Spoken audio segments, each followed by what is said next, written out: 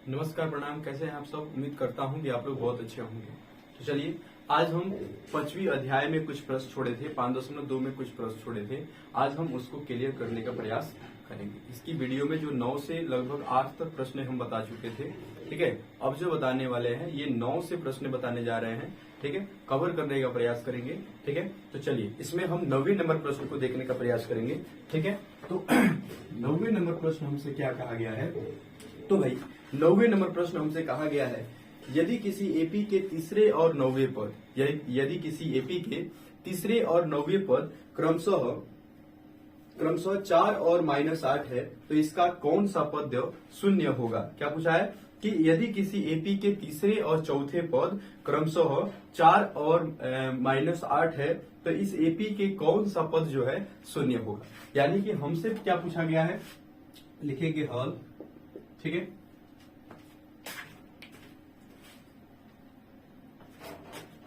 ठीक है भाई, ठीक है। तो देखिए, तो इसमें हमको क्या है, तो तीसरा पद कितना दिया भाई? तो तीसरा पद हमको 4 है, यानी कि a + 2d = 4। हम इसको मान लेंगे समीकरण 1, ठीक है। उसके बाद एपी का 9वां पद दिया है -8, यानी कि a + 8d = -8। इसको हम मान लेंगे समीकरण 2, ठीक है। अब इस समीकरण 1 और समीकरण 2 हमें जो प्राप्त हुआ है, इसको प्रतिस्थापन विधि या चाहे विलोपन विधि से हम आराम से हल कर सकते हैं। इसमें हल करेंगे तो a और d का मान ज्ञात करके आएगा। तो चलिए हम लिखते हैं समीकरण 1 एवं समीकरण 2 को जोड़ने एवं घटाने पर, ठीक है। जोड़ने एवं घटाने पर तो समीकरण 1 है +a + 2d = 4। समीकरण ए लिखेंगे यहाँ पर a + 8d = -8, ठीक है। ये माइनस माइनस और ये हो गया हमारा प्लस, ठीक है। ये a प्लस माइनस से जो है ये कट गया, -6d यहाँ पे बच जाएगा, ठीक है। और यहाँ पे हो जाएगा हमारा 8 प्लस हो गया, ये माइनस में था, अब ये प्लस हो गया। तो 8 और 4 कितना हो गया? 12, यानी कि 6 में 6, 6 दूने 12, यानी कि d बराबर हमारा निकल के आ गया -2, ठीक है। d बराबर कितना निकल के आ गया? -2। अब हमें क्या ज्ञात करना है? a का मान ज्ञात करना है, ठीक है। तो हम a का मान ज्ञात करने के लिए लिखेंगे कि समीकरण 1 में d का मान रखने पर, d का मान रखने पर, ठीक है। तो समीकरण 1 में d का मान रखने पर, यानी कि समीकरण 1 है हमारे पास a + 2d = 12। सॉरी, यहाँ पे समीकरण 1 है हमारे पास a + 2d = 4। तो a + 2 गुणे d का मान कितना है भाई? तो d के मान -2 है = 4, और a प्लस हो जाएगा, ये दोनों में कितना हो गया? -4 = 4। ये माइनस में है, बराबर उधर भेजेंगे तो ये हो जाएगा हमारा प्लस में, ठीक है। यानी कि a बराबर कितना हो गया? 8 हो गया, ठीक है। a बराबर कितना हो गया? 8 हो गया। अब हमसे प्रश्न में कुछ बातें पूछा गया था, तो लिखेंगे प्रश्न से, ठीक है। प्रश्न से क्या है भाई? तो प्रश्न में कह रहा था, ठीक है, कि तो कौन सा पद शून्य होगा, ठीक है। क्या पूछा है? कौन सा पद शून्य होगा? यानी कि an बराबर हमारे पास है 0, तो यानी कि a + n - 1 × d। an का मान रख लिए, तो 0 = a का मान कितना है भाई? 8 + n - 1, और d का मान कितना आया है? तो d का मान हमारे पास आया था -2, ठीक है। ये 8 प्लस में है, बराबर किधर आएगा? तो माइनस में, और यहाँ पे बच गया हमारे पास -2 × n - 1। ये 2 माइनस में, सॉरी गुणा में है, बराबर किधर आएगा? तो ये हो जाएगा हमारे पास भागा में हो जाएगा, यानी कि -8 बट्टे -2 = n - 1। ये कट जाएगा हमारा, माइनस से माइनस कट जाएगा, यानी कि ये हो गया कितना बार में? तो 4 बार। तो इसलिए n - 1 = 4, या n = हो जाएगा 4 + 1, यानी कि n बराबर हो गया 5। ये हमारे पास आंसर हो गया। तब इसमें हम कैसे लिखेंगे? लिखेंगे अतः एपी का 5वां पद शून्य होगा, ठीक है। क्या लिखेंगे? अतः एपी का 5वां पद शून्य होगा। ये हमारा राइट आंसर रहा, ठीक है। बातें समझ में आ रही है? चलिए, अब हम बढ़ते हैं अगले प्रश्न की तरफ, ठीक है भाई। तो अब हम बढ़ते हैं अगले प्रश्न की तरफ। पहले इसको हम रफ कर ले, अगर आप इसको आप स्क्रीनशॉट लेना चाहते हैं तो स्क्रीनशॉट ले लीजिए। अगर समझ में एक बार में नहीं आता है तो वीडियो को बार बार रिपीट करके देखिएगा, ठीक है।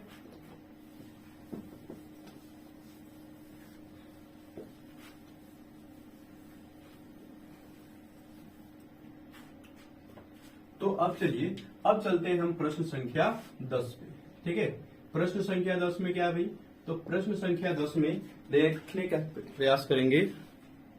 हाँ, तो प्रश्न संख्या 10 में है, ठीक है, कह रहा है कि किसी एपी का 17वां पद उसके 10वें पद से 7 अधिक है, इसका सार्वंतर ज्ञात कीजिए, ठीक है। क्या कह रहा है कि किसी एपी का 17वां पद उसके 10वें पद से 7 अधिक है, ठीक है। यानी कि एपी का 17वां पद, एपी का 17वां पद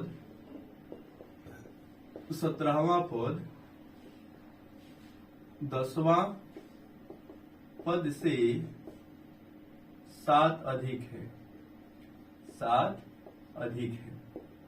यानी कि A17 equal to A10 plus 7, ये प्लस में है, इधर आ जाएगा तो माइनस में, यानी कि A17 minus A10 equal to 7, यानी कि A प्लस ये 17 है, यानी कि 16D minus 16D minus into A plus 9D equal to 7, ठीक है।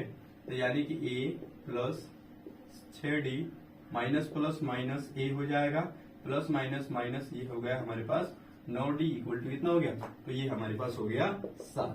A प्लस माइनस में है भाई, तो A जो है हमारा प्लस माइनस में है, इसको हम क्या करेंगे, काट देंगे, ठीक है। ये हमारा क्या हो जाएगा, कट जाएगा, यानी कि यहाँ पे बच गया हमारे पास 16D equal to 16D minus 9D equal to 7। ये माइनस होगा, सब्ट्रैक्ट करेंगे तो ये बच जाएगा 7D इक्वल टू 7, 7 एक में 7, यानी कि हमारे पास सार्वंतर कितना हो गया, एक हमारे पास सार्वंतर हुआ, ये हमारा आंसर हो गया। आई बात समझ में, ठीक है। अब इसी तरह हम बढ़ेंगे अगले प्रश्न की तरफ, यानी कि अब 11वां नंबर प्रश्न पे फोकस करेंगे, ठीक है। समझ में आ रहा है, ठीक है। अगर ये हमारा बनाया हुआ मैथ समझ में आ रहा है तो वीडियो को ज्यादा से ज्यादा शेयर कीजिए, लाइक कीजिए और सब्सक्राइब करना जरूर मत भूलिएगा, क्योंकि हमारा जब इस तरह का हमारे अपडेट आएंगे तो सबके पास, आपके पास सबसे पहले आपके पास पहुंचे, ठीक है। इसलिए हमारे चैनल को सब्सक्राइब जरूर कीजिएगा, ठीक है। चलिए आगे बढ़ते हैं।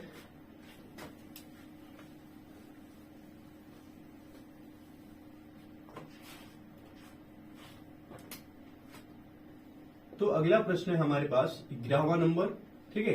11वां नंबर प्रश्न में हमसे क्या बोला गया है, तो 11वें नंबर प्रश्न में हमसे बोला गया है, ठीक है, कि एपी 3, 15, 27, 39 का कौन सा पद उसके 54वें पद से 132 अधिक है, ठीक है। क्या हो रहा है कि एपी 3, 15, 27, 39 का कौन सा पद उसके 54वें पद से 132 अधिक है, यानी कि सबसे पहले हम एपी लिखेंगे। इसमें हमको एपी क्या दिया भाई, तो एपी दिया है 3, 15, 27, ये है ना जी, यही है 3, 15, 27 और 39, ठीक है।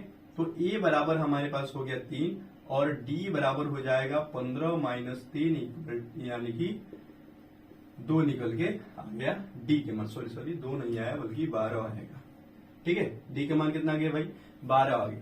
तो अब हमसे प्रश्न पूछा है कि एपी के 54वें पद, तो सबसे पहले हम 54वें पद को तो याद कर ले ना, तो 54वें पद कितना होगा भाई, तो 54वें पद हो जाएगा ए प्लस 53 डी। अब ये कैसे 53 लिखे हैं ये हम आपको पहले ही वीडियो में बता चुके हैं, ठीक है।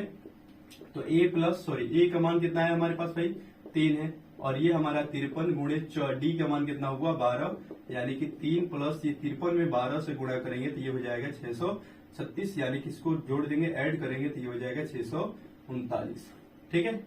ये हमारा एपी का 54वां पद निकल के आ गया, ठीक है।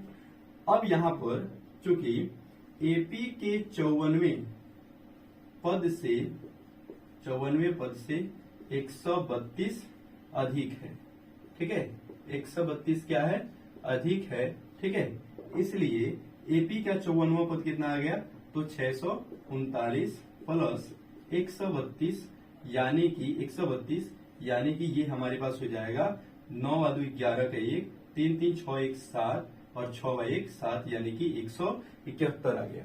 ठीक है, अब ये जो हमारा 171 आया है, अब हम इसको क्या करेंगे, यानी कि an बराबर हमारा आ गया 171, या फिर ठीक है, ये हमारा क्या आ गया, an बराबर 171। अब an का सूत्र बैठाइए, अब n का मान ज्ञात कीजिए कि कितने नंबर एपी पर हमारा 771 अंक ऐड है। ठीक है, तो सूत्र बैठाएंगे a plus n minus 1 into D, और ये हमारा गया 771 बराबर a का मान कितना है भाई, तो a का मान है हमारे पास 3 प्लस n माइनस 1, और d का मान कितना है, तो d का मान है हमारे पास 12। ठीक है, अब 771 ये 3 है, माइनस प्लस में इधर आ गया तो माइनस में, और यहाँ 12 n माइनस 1 बचा हुआ है। ठीक है, अब इसको हम जब सब्ट्रैक्ट करेंगे तो ये हो जाएगा हमारे पास 768, ये 12 गुणा में है, बराबर किधर आ गया तो भागा में इधर बच गया n माइनस 1। ये इसको हम जब डिवाइड करेंगे तो ये हो जाएगा 12 छक 72, 12 छके 72 बच गया 4, और ये 12 चौके 48। ठीक है, यानी कि 64 इक्वल टू n माइनस 1, ये माइनस में है, बराबर किधर आ गया तो प्लस में। ठीक है, इक्वल टू n, या n बराबर कितना हो गया 64। अब हम लिख सकते हैं, अतः एपी के 64वें पद 54वें पद से 132 अधिक है। ये हमारे पास क्या हुआ भाई, तो राइट आंसर हो गया। समझ में आ गया। ठीक है, तो क्या कहेंगे, अतः एपी के 54वें पद अतः एपी के 64वें पद 54वें पद से 132 अधिक है। ठीक है, ये हमारा हुआ राइट आंसर। ठीक है, चलिए अब इसको देख लीजिएगा, बैक कर करके देख लीजिएगा इसको। ठीक है, अब समझ में नहीं आया हो तब, अन्यथा हम तो आसान भाषा में समझाने का ही प्रयास किया है। ठीक है, चलेंगे अब अगले प्रश्न की तरफ। ठीक है,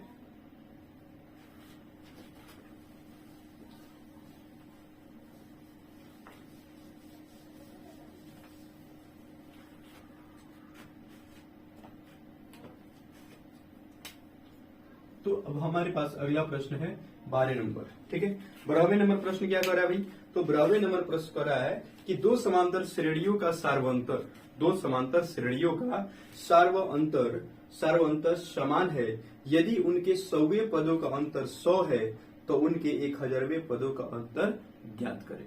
ठीक है, क्या बोल रहा है कि दो समांतर श्रेणियों के सार्वंतर समान है यदि उनके 100वें पदों का अंतर 100 है। ठीक है, तो 1000वें पदों का अंतर हमें ज्ञात करके बताइए। ठीक है, तो इसको ज्ञात करने के लिए हम क्या करेंगे, तो इसको हम सबसे पहले आसान भाषा में ज्ञात करने का प्रयास करेंगे।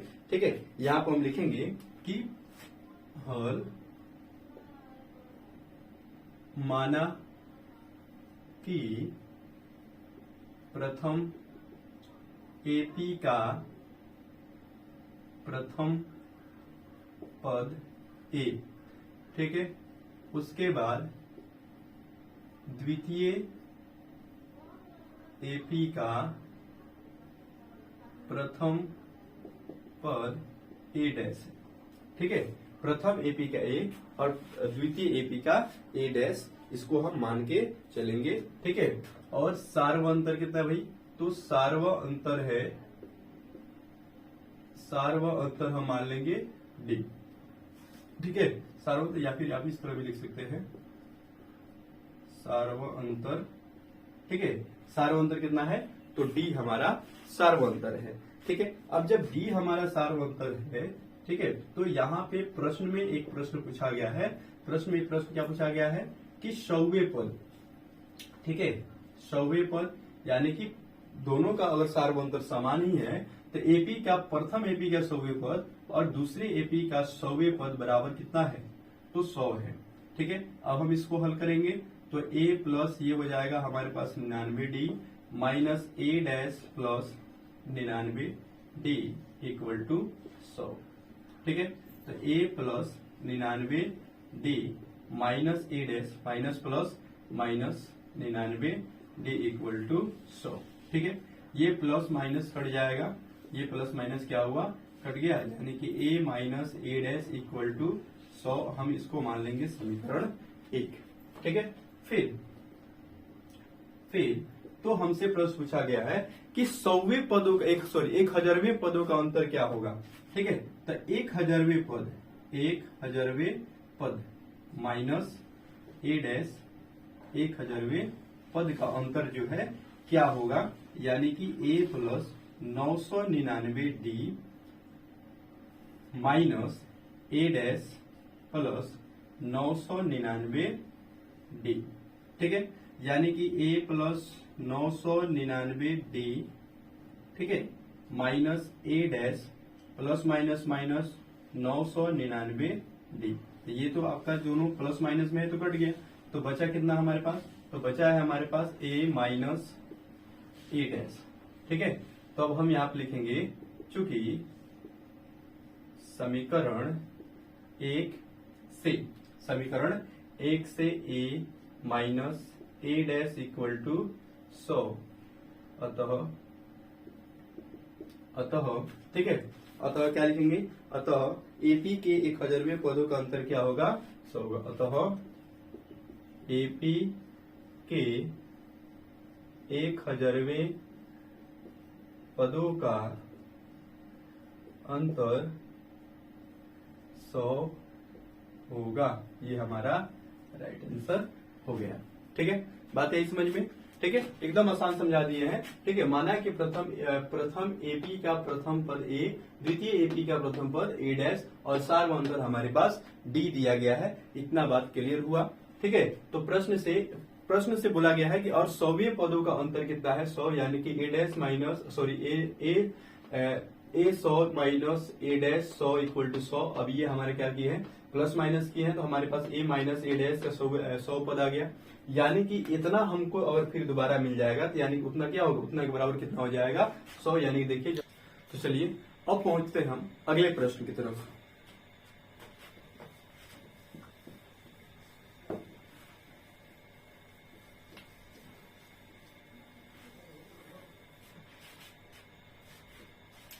तो अगला प्रश्न है हमारे पास 13 नंबर अगला प्रश्न है 13 नंबर में क्या कह रहे हैं भाई, तो 13 नंबर में कह रहे हैं कि 3 अंकों वाली कितनी संख्याएं 7 से विभाज्य है। 3 अंकों वाली कितनी संख्याएं 7 से विभाज्य है। तो जैसा कि आप जानते हैं कि 3 अंकों वाली संख्या कहां से कहां तक होता है, तो 100 से लेकर के, ठीक है, 999 तक होता है। ठीक है, अब ये 100 और 999 के बीच में हमको देखना है कि वैसी कितनी संख्याएं हैं। ठीक है, वैसी कितनी संख्याएं हैं जो 7 से विभाज्य हो रही हैं।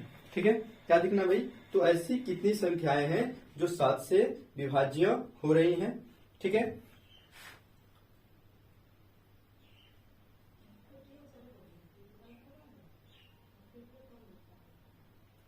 ठीक है, तो ऐसी कितनी संख्याएं हैं जो 7 से विभाज्य हो रही है, यानी कि पहले संख्या जो आएगा 105 जो 15 सत्ते होते हैं। ठीक है, दूसरा आएगा 112, तीसरा आ जाएगा 117, इसी तरह संख्याएं हो जाएंगी 994 तक हमारी संख्या बनके आ रही है।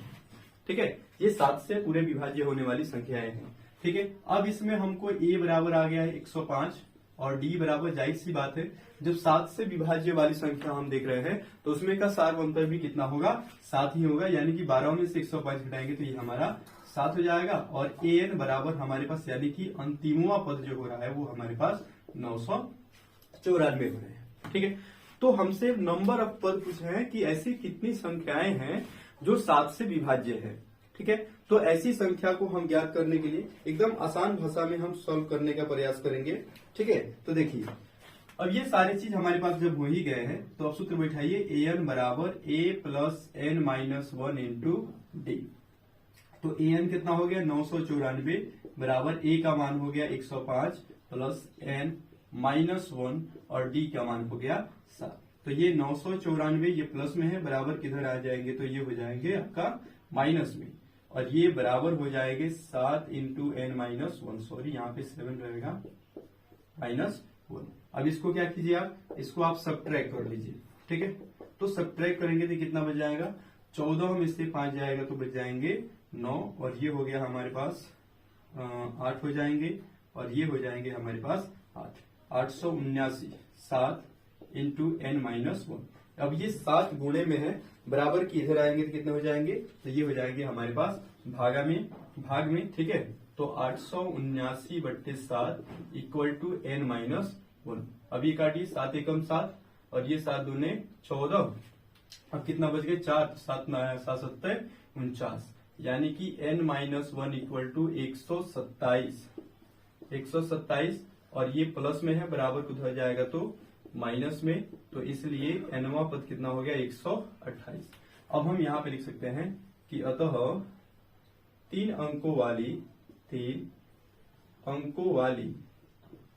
अंकों वाली 7 से विभाज्य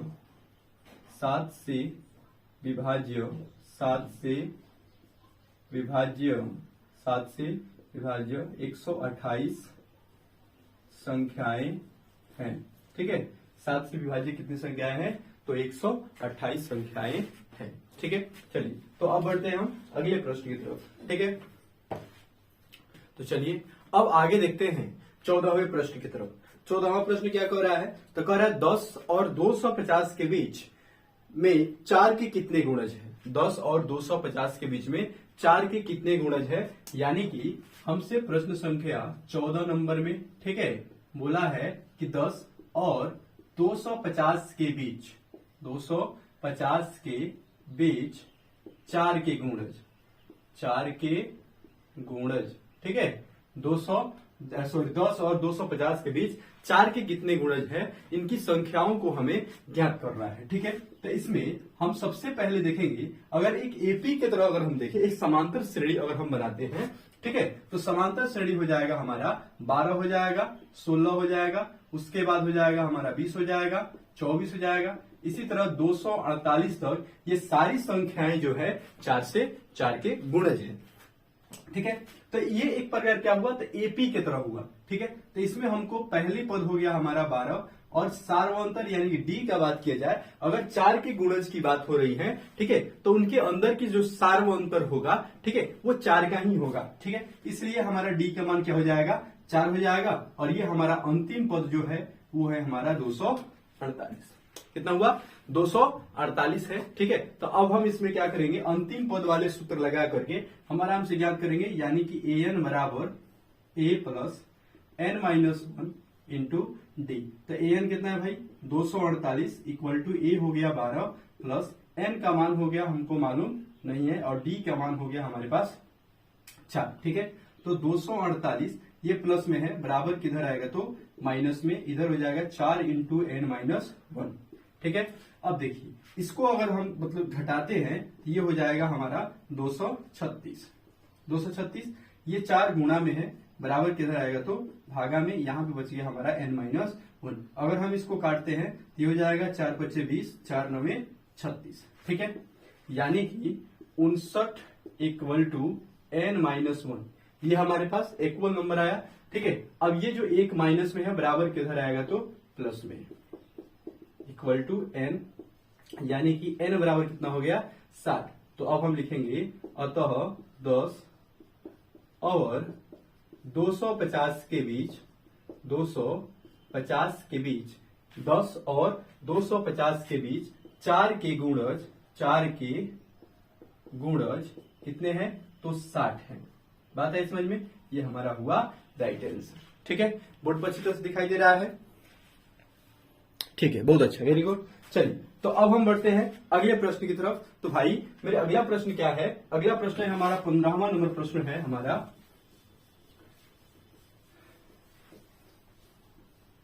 ठीक है। तो देखिए 15 नंबर प्रश्न में हमको क्या बोला गया है, प्रश्न संख्या 15, ठीक है। प्रश्न संख्या 15 में क्या बोला गया है, तो प्रश्न संख्या 15 में बोला गया है कि n के कितने मानों के लिए दोनों समांतर श्रेणियों 63, 65, 67 और 5, 10, 17 के nवें पद बराबर होंगे। तो सबसे पहले हमको इसमें 2 गो एपी दिया गया है, ठीक है। कितना एपी दिया है, 2 गो एपी दिया है। तो इसमें हमको जब 2 गो एपी पहले से दे ही दिया है तो हम लेंगे प्रथम एपी। तो प्रथम एपी क्या है भाई, तो प्रथम एपी है 63, 65, 67, ठीक है। तो ए बराबर हमारा कितना हो गया 63 हो गया और डी बराबर कितना हो जाएगा तो ये डी बराबर हो जाएगा 65 माइनस 63, यानी कि डी बराबर आ गया 2। और ए एन बराबर कितना हो गया, सॉरी ए एन का मान हमें मालूम नहीं है, ठीक है। तो ए एन का सूत्र बैठाएंगे A plus N minus 1 into D, ठीक है। तो ए का मान हो गया हमारे पास 63 प्लस एन का मान हो गया -1 इंटू डी का मान हो गया 2, यानी कि 63 प्लस 2n माइनस 2 घटेगा तो हो जाएगा 61 प्लस 2n समीकरण 1। अब द्वितीय एपी से, द्वितीय एपी, ठीक है। तो द्वितीय एपी क्या है भाई, तो द्वितीय एपी है हमारे पास, द्वितीय एपी है, ठीक है, द्वितीय एपी है 3, 10 और 17, ठीक है, 3, 10, 17, ठीक है, इस प्रकार है। तो इसमें हमारा ए बराबर हो गया 3, डी बराबर हो जाएगा 10 माइनस 3, यानी कि डी बराबर हो गया हमारे पास 7, ठीक है। तो डी बराबर 7 हुआ, इसमें भी हम ए एन का सूत्र उठाएंगे। तो ए का मान हो गया हमारे पास 3, एन का मान हमें मालूम नहीं है, डी का मान हो गया इसमें 7, ठीक है। तो देखिए 3 प्लस 7n माइनस 7, ये घटाएंगे तो हो जाएगा -4 प्लस 7n समीकरण 2। लिखेंगे चूंकि nवा पद बराबर है, ठीक है, चूंकि nवा पद हमारा क्या है, बराबर है, यानी प्रश्न में कहा गया है कि nवा पद क्या है, बराबर है। तो इसलिए दोनों एपी जो दोनों समीकरण हमारे पास निकल के आए हैं, इसको हम बराबर कर लेंगे। इसलिए समीकरण 1 इक्वल टू समीकरण 2, ठीक है। तो समीकरण 1 क्या है भाई, तो समीकरण 1 है 63 plus 2n, sorry 61 plus 2n equal to ये समीकरण 2 है -4 प्लस 7n, ठीक है। तो ये हो गया 61 और ये माइनस में है, इधर आ गया तो प्लस में, ये 7n माइनस में इधर आ गया तो प्लस में, ठीक है। तो इसको जोड़ेंगे तो ये हो जाएगा 65 और इसको घटाएंगे तो ये हो जाएगा 5n। तो 5 1 में 5 और 13 बचे 65, ठीक है। तो n बराबर कितना हुआ 13, ठीक है। तो ये हमारा क्या हुआ आंसर। आया बात समझ में, ठीक है। तो चलिए अब बढ़ते हैं अगले प्रश्न की तरफ। दिखाई दे रहा है ना साफ साफ, हाँ ठीक है, बहुत अच्छा। चलिए तो अब हम आगे बढ़ते हैं। अगले प्रश्न हमारा है, तो अगला प्रश्न है हमारे पास 16 नंबर प्रश्न है। ये 15 नंबर है ना, हाँ 15 है, 16 नंबर प्रश्न में क्या कर रहा है कि वह एपी ज्ञात कीजिए जिसका तीसरा पद 16 है, जिसका तीसरा पद 16 है और 7वां पद 5वें पद से 12 अधिक है, ठीक है। चलिए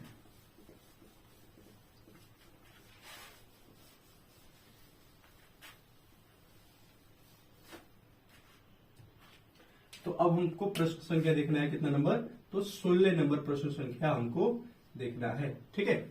तो क्या कर रहा है कि वह एपी, यानी क्या बोला है, तो बोला गया है कि वह एपी ज्ञात कीजिए जिसका तीसरा पद 16 और 7वां पद 5वें पद से 12 अधिक है, ठीक है। यानी कि सबसे पहले हमको तीसरा पद कितना दिया भाई, तो तीसरा पद दिया गया है 16।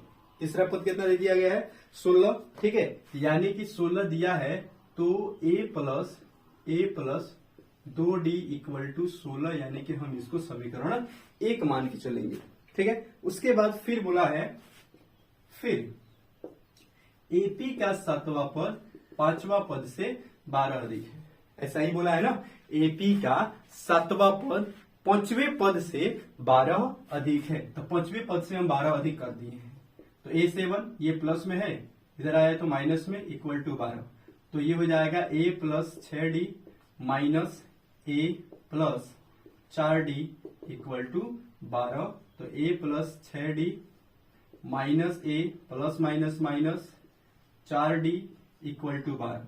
ये a से a क्या हो गया, कट गया, तो यहां बच गया 6d minus 4d equal to 12, यानी कि ये घटेगा तो हो जाएगा 2d इक्वल टू 12, 2 एकम 2, 2 छक्के 12, यानी कि d इक्वल टू कितना भाई 6 आ गया। d बराबर कितना आ गया 6 आ गया, ठीक है। अब तो d बराबर 6 आ ही गया है, तब हम क्या करेंगे, a का भी मान ज्ञात करेंगे। तो a का मान ज्ञात करने के लिए क्या कहेंगे, तो a का मान ज्ञात करने के लिए लिखेंगे कि समीकरण 1 में d का मान रखने पर, d का मान रखने पर, ठीक है। तो समीकरण 1 क्या है, a plus 2d equal to 16 यानी कि a प्लस 2 गुणे d का मान कितना हो गया 6 इक्वल टू 16। तो a प्लस 6 दुने 12 इक्वल टू 16, ये 12 प्लस में है, बराबर को उधर जाएगा तो माइनस में। ठीक है, तो a बराबर कितना आ गया भाई 4। तो ये हमारा AP हो गया। आई बात समझ में? ठीक है, उसी तरह हम अगले प्रश्न की तरफ चलेंगे। ये आप इसका पहले स्क्रीनशॉट ले लीजिए। ठीक है, वीडियो अच्छा लग रहा है तो लाइक कीजिए, शेयर कीजिए, सब्सक्राइब जरूर कीजिएगा, ताकि जब भी हम वीडियो डालें, एजुकेशन से रिलेटेड जब भी हम वीडियो डालें तो सबसे पहले आपके पास पहुंचे। आप पहले देखिए इसके लिए। ठीक है, सब्सक्राइब जरूर कीजिए।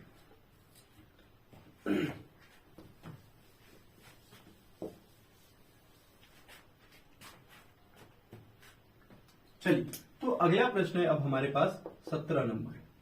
अगला प्रश्न में क्या कहा गया है? तो अगला प्रश्न में कहा गया है कि एपी 3, 8, 13, 53 में अंतिम पद से 20वां पद ज्ञात कीजिए। क्या ज्ञात करना है भाई?